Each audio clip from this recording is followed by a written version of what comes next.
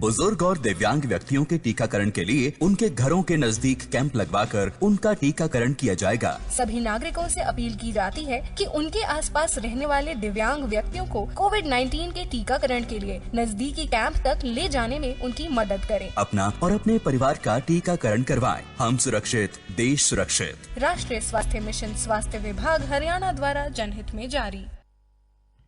नमस्कार, आकाशवाणी चंडीगढ़ से प्रादेशिक समाचारों के साथ मैं सरिता मोहन। पहले पेश है इस बुलेटिन के मुख्य समाचार। केंद्रीय शिक्षा मंत्री रमेश पोखरियाल निशंक कल विद्यार्थियों के लिए एक राष्ट्रीय पहल निपुण का भारत का शुभारंभ करेंगे। हरियाणा में घग्गर नदी की नहरों की मरम्मत और सफाई के आदेश दिए गए हैं। हरियाणा में आज 30,000 लोगों को कोविड वैक्सीन के टीके लगाए गए। राष्ट्र आज स्वामी विवेकानंद को उनकी पुण्यतिथि पर श्रद्धांजलि अर्पित कर रहा है। देश भर में 18 वर्ष से अधिक आयु के सभी लोगों के लिए सरकारी केंद्रों में निःशुल्क टीकाकरण अभियान चलाया जा रहा है। आपसे अपील है कि कोविड वैक्सीन का टीका जरूर लगवाएं। कोरोना महामारी के प्रति कोई भी लापरवाही न बरतें। जब तक आवश्यक न हो घर से बाहर न निकलें और इन आसान उपायों का पालन करें। मास्क लगाएं, 2 गज की सुरक्षित दूरी बनाए रखें, बार-बार हाथ धोने और साफ सफाई का ध्यान रखें। कोविड संबंधी जानकारी और मार्गदर्शन के लिए राष्ट्रीय और राज्य स्तरीय हेल्पलाइन काम कर रही है। इनके नंबर हैं 011 239 78046 तथा 1075। हरियाणा का हेल्पलाइन नंबर 8558 893911 है, जबकि चंडीगढ़ का नंबर 9779558282 है। जानकारी लेने के लिए इन हेल्पलाइन नंबरों पर फोन करें। अब समाचार विस्तार से। केंद्रीय शिक्षा मंत्री रमेश पोखरियाल निशंक कल समझ के साथ पढ़ने और गणना में प्रवीणता के लिए राष्ट्रीय पहल निपुण भारत अभियान की वर्चुअली शुरुआत करेंगे। इस कार्यक्रम के दौरान भारत के बारे में एक लघु वीडियो, प्रशंसा गीत और कार्यान्वयन दिशा निर्देश जारी किए जाएंगे। सभी राज्यों और केंद्र शासित प्रदेशों के स्कूली शिक्षा विभाग के वरिष्ठ अधिकारी और संस्थान प्रमुख इस कार्यक्रम में भाग लेंगे। निपुण भारत अभियान की शुरुआत राष्ट्रीय शिक्षा नीति 2020 को लागू करने के लिए किए जा रहे विभिन्न कार्यकलापों के तहत स्कूली शिक्षा और साक्षरता विभाग का महत्वपूर्ण प्रयास है। अभियान का उद्देश्य सभी बच्चों को बुनियादी साक्षरता और गणना में प्रवीणता हासिल करने के सक्षम बनाना है। इसके तहत यह सुनिश्चित किया जाएगा कि वर्ष 26-27 तक तीसरी कक्षा की पढ़ाई पूरी करने तक सभी बच्चे लिखने, पढ़ने और गणना में वांछित प्रवीणता हासिल कर सकें। हरियाणा के बिजली, जेल एवं अक्षय ऊर्जा मंत्री रंजीत सिंह ने कहा है कि घग्गर नदी के पानी का समुचित प्रबंध किया जाएगा ताकि अधिक से अधिक खेतों को इसका लाभ मिल सके। साथ ही नदी के लिंक चैनलों की सफाई भी सुनिश्चित की जाए ताकि नहरों के पानी के बहाव की क्षमता बढ़ सके। बिजली मंत्री घग्गर नदी व नहरों पर किए जा रहे प्रबंधों का निरीक्षण करने के बाद अधिकारियों को दिशा निर्देश दे रहे थे। उन्होंने समय समय पर तटबंधों का निरीक्षण भी करने और समय समय पर उसकी मरम्मत करवाते रहने को भी कहा। बिजली मंत्री ने रत्ता खेड़ा खरीफ चैनल व घग्गर सहदेवा ममड़ खेड़ा खरीफ चैनल का निरीक्षण किया और अधिकारियों से घग्गर के पानी के समुचित प्रबंधन के लिए समय रहते लिंक चैनलों की सफाई करवाने के निर्देश दिए और समय से यह कार्य पूरा करने के लिए अतिरिक्त मशीनें लगवाने को कहा। राष्ट्रीय मधुमक्खी पालन एवं मधु मिशन के तहत मधु क्रांति पोर्टल पर पंजीकरण हेतु सभी मधुमक्खी पालकों, सोसायटी व शहद विपणन में कार्यरत हितधारकों के लिए भारत सरकार द्वारा शहद व अन्य उत्पाद के स्रोत का पता लगाने बारे मधु क्रांति पोर्टल www.allbankcare.in/NBB का शुभारंभ किया गया है, जिस पर मधुमक्खी पालन से जुड़े सभी हितधारक अपना ऑनलाइन पंजीकरण कर सकते हैं।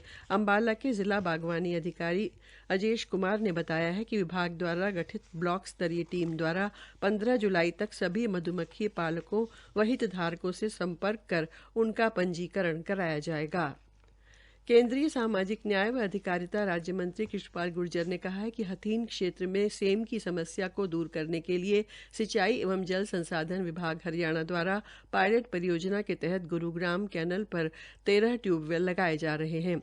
अब यदि यह परियोजना कामयाब रही तो भविष्य में सेम की समस्या से निपटने के लिए 54 और ट्यूबवेल लगाए जाएंगे ताकि क्षेत्र के दर्जन भर से अधिक गांवों को कृषि योग्य बनाया जा सके। श्री गुर्जर ने क्षेत्र के गांव मंडकौला में 22 करोड़ रुपए लागत के विभिन्न विकास कार्यों का शुभारंभ भी किया। प्रादेशिक समाचार आकाशवाणी चंडीगढ़ से प्रसारित किए जा रहे हैं। हमारे राष्ट्रीय बुलेटिन और ताज़ा समाचारों के लिए आप हमारी वेबसाइट news.air.nic.in पर लॉग कर सकते हैं।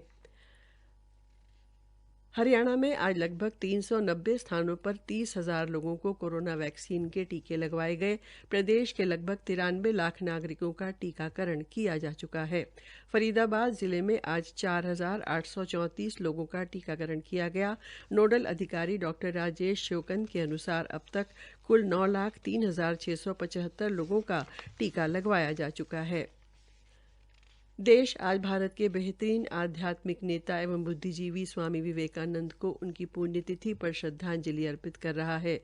स्वामी विवेकानंद का पश्चिम बंगाल के बेलूर मठ में 4 जुलाई 1902 को मात्र 39 वर्ष की आयु में निधन हो गया था।